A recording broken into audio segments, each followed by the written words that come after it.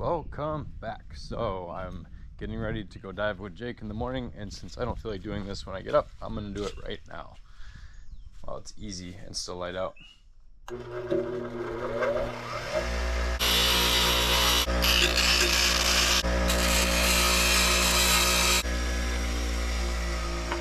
Yeah, there we go. So a real easy way to keep your cooler from banging around in the back is to throw a bungee cord around it on either side.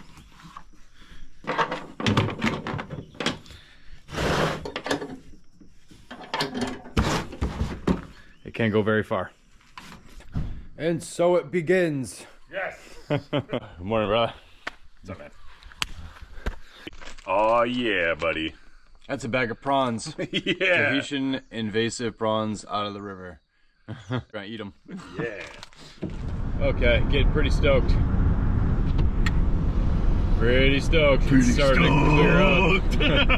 The water's looking pretty nice. The weather's been really good lately, so we got high expectations for today. I've had too much caffeine. See what happens out there. Jake's over caffeinated. I am under caffeinated, but I got some cacao.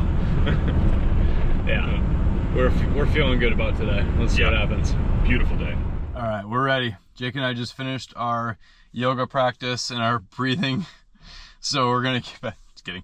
We're gonna get in there in a hot minute, and we're gonna see what happens out there.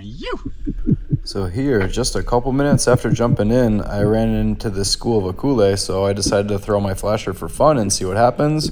And sure enough, I look up and there's a fat kamanu right in front of me and take a shot on my first drop of the day. Can't really get luckier than that. And it's one of my favorite eating fish out there for sashimi, so I'm pretty stoked. Yeah, and they happen to be pretty too. Look at that thing.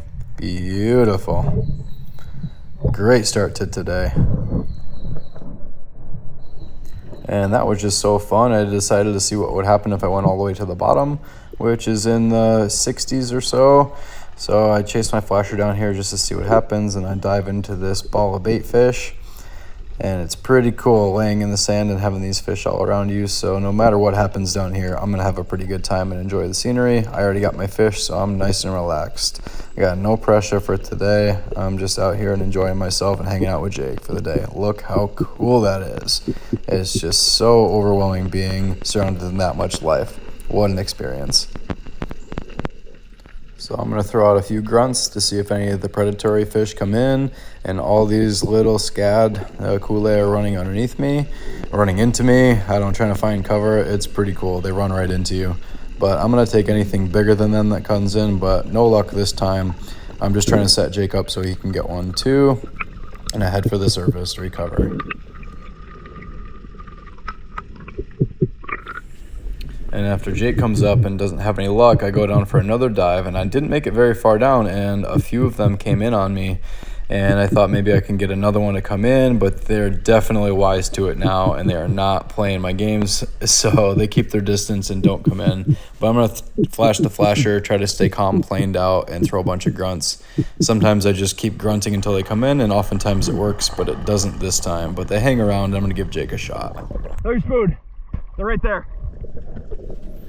So Jake just trusts me. He throws his spoon and he goes down chasing it, and I thought I had it on camera, but they came racing in on him, but he didn't get a chance to get him. So I'm gonna head down a little bit further out and a little bit deeper. We're gonna give the kamanus a break, and we're gonna head out into deeper water, and we're in the 70s here. And so I head down, and as I drop the flasher, this nabeta comes in out of nowhere, and I ignore every other fish I'm after because nabetas are so rare, and it's a really good size one, and they're incredible eating. I'm pretty excited about my luck here. I put a nice shot into them. It was an easy dive, so I go pick up all of our flashers and spoons before I head to the surface and haul this guy up with me. It's just such a cool experience to be around this much life out there and such a crystal clear and calm day. We got super lucky for today, so we're going to take full advantage. The beta.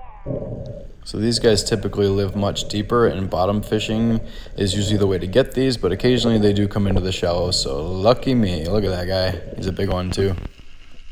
And because on the last drop I did see a few other ones that were a little bit smaller, I thought maybe I could get a few nabetas today, so I dropped to the same spot in the 70-ish zone, 70, 75, and I throw some dust up and grunt a little bit and see what happens. In the distance I can see these really large silver fish, and I can't figure out what they are, but I don't have the breath hold to go chase them down, so I go up and surface and go down to check them out again. And Jake confirms that they are big avas, but he ends up shooting a menpachi instead just to get something on the kui. What are you catching, live bait? I was like, might as well. Something on the kui anyway, huh?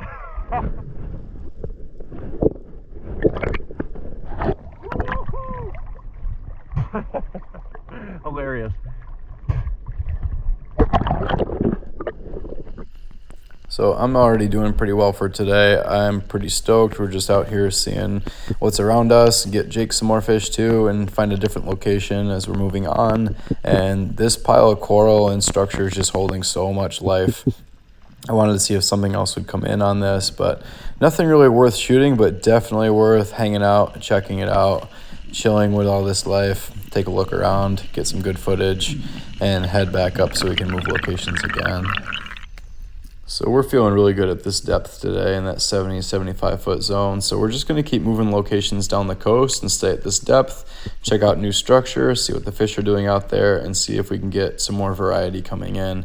And I'm really kind of hoping for some goatfish, as I love my Munu burritos. And sure enough, one comes in, a fatty, gives me a close shot, and I stoned him. So that was lucky.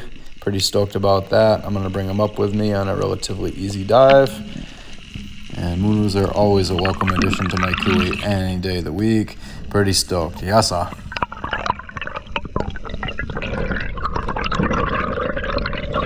This might be a little bit of an unnecessarily long clip, but I do like to show how long my ascent is every once in a while, so you know what we have to deal with out here. It's a long ways to the surface sometimes.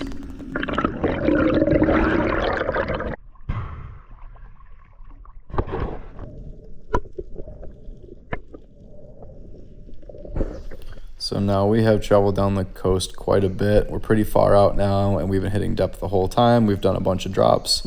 I got plenty of fish, and they're also on my kui, so I'm dragging them with me. And we're starting to get a little bit worn out, and I'm thinking I only really need one more fish for some friends, and we can probably start our long swim back in. So I'm just hoping that something comes in here because it's so lively. So I'm just going to find this good spot to tuck into, flash the flasher, stay calm and grunt a little bit. And as luck would have it, this nice omilu comes in, and I can tell he's going to give me the shot that I'm looking for. And he takes off in a hurry. He tries desperately to rip himself off that Dyneema and get tangled up.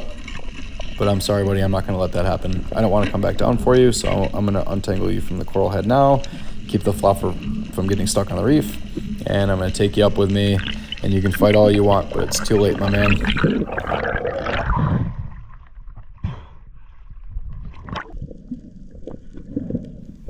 Omilu is one of my top choices as far as reef fish goes, so I'm pretty stoked about this one, and I'm ready to call it a day and head in.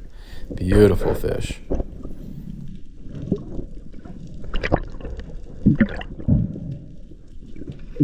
So as we're heading in, about a 20-30 minute swim, I run back into the akule ball and I see the kamanus again. So I'm a little bit out of breath. I don't have a great breath hold right now, and I have plenty of fish. So I just decided to take one more desperate drop on these, and I took a really bad shot. And sometimes I think I miss on purpose subconsciously because I don't need it and I don't want to process it. So Jake and I actually went out for a second mission on Thanksgiving morning, and it was actually such a short mission that I don't think it warrants a full episode, so I'm going to include it into this one. I didn't really know how to edit this into here, so consider this an intermission right now. We'll get right back to it. So I'm going to put this in super slow motion so I have time to talk. When I came out into the water, I was in the water for less than 2 minutes, and I threw my throw flasher for fun just to see what happened, and this kamanu came right in, and I didn't even have my camera on until right before I shot him. So I'm going to start right there, and here's it in real time. It really doesn't get much cleaner than that, in my opinion.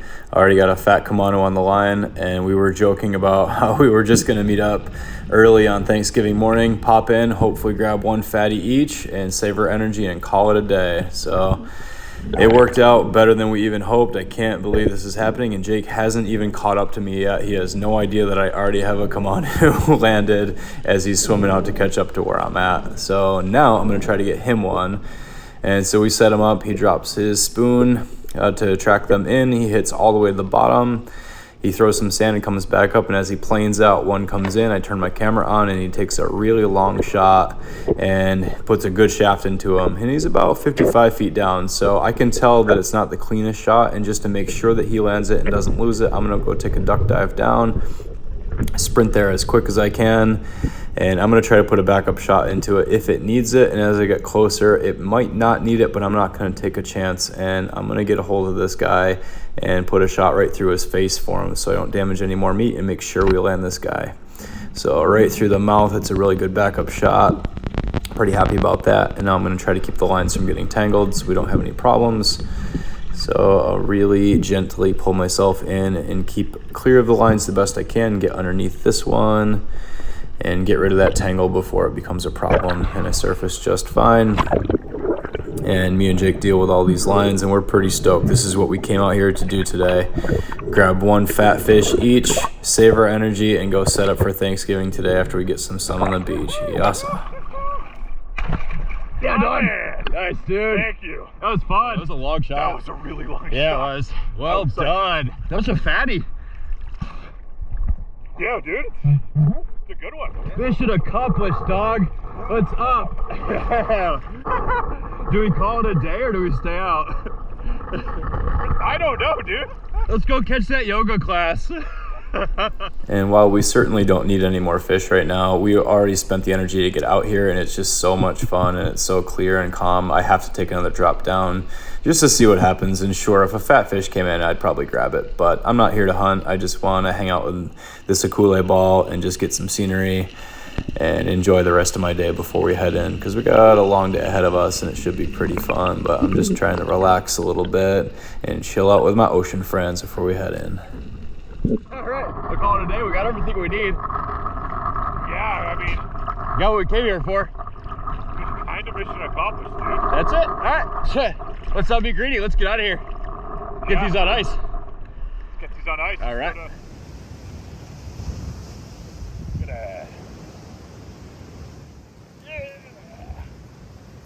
Look at mine's bigger.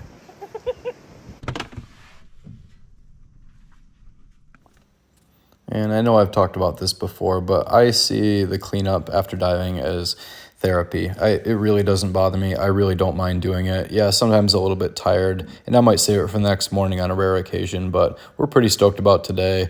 And it's just really good practice to keep your gear in good shape, keep it organized, keep it sharp, and keep the truck clean. And Jake and I are just talking story about the day. We're pretty excited. We're sharing the workload. We're talking about how we want to cook everything and how we want to prepare everything, little things about the day that we learned, and just sharing some stoke and reflecting about how awesome our life is. We express gratitude, and it really makes the work go by very quick, and we don't mind it at all.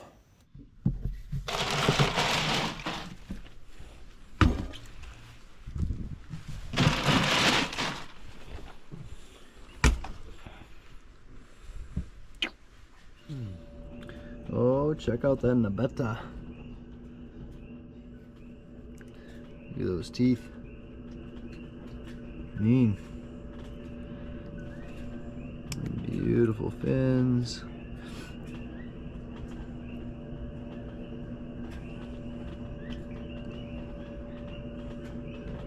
That blue spot. Soft. They're so strange. Like no other fish. Super cool.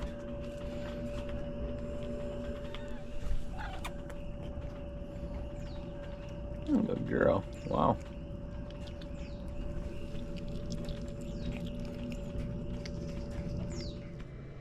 Alright, this nifty tool is for pulling pin bones. So you just gotta feel out where they are and pull them out. Alright, so I'm just gonna mince this up quick. Oh yeah? What's this?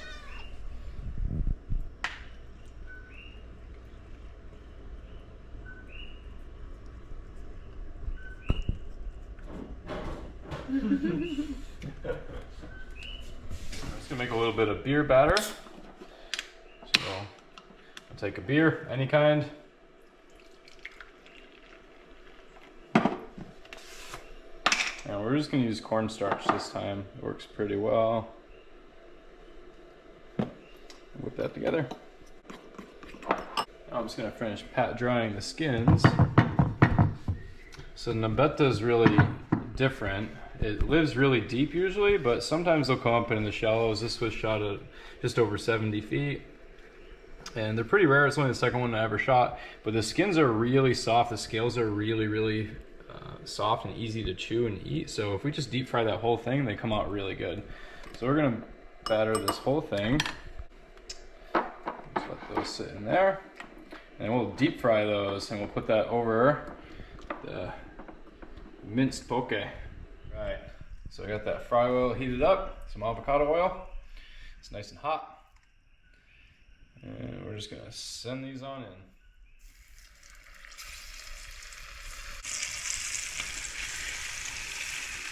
Yeah, let those cook real quick. It only takes a couple minutes for those. And we'll pull those in a minute and put them right on here. All right, these are about done. It only takes like 2 or 3 minutes.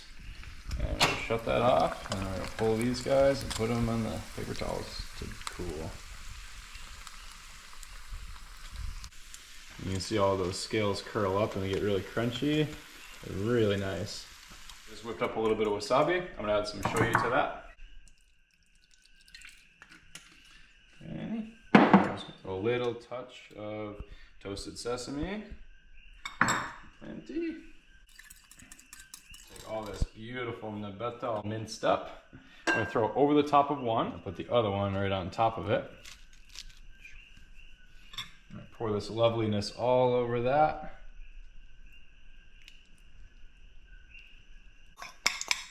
Of course, a sprinkle of furikake.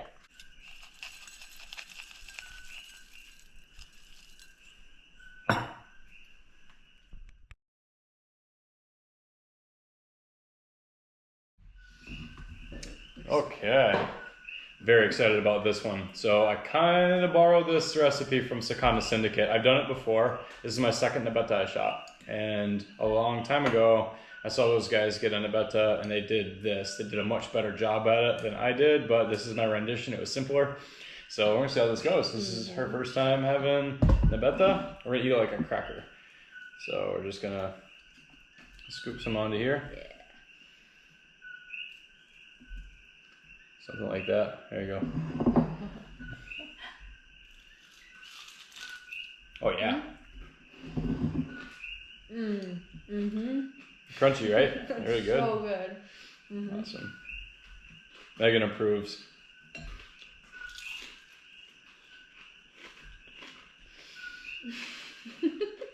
Okay. I can eat that. Do you want me to make you another one? I'll go shoot you another nabeta. This one's mine. Go for it. Ah, that's fantastic. I don't know. I didn't have the other kind, but I have to imagine. Fried nabeta skins. That is it. Wow. Okay. Yeah.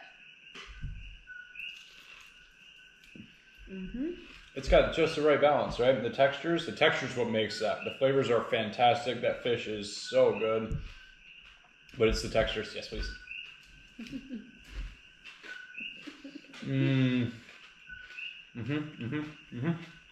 All right. Cheers. Thank you guys so much. Thank you guys for coming. Happy Thanksgiving. Love you guys. Yeah, now we eat. Yeah.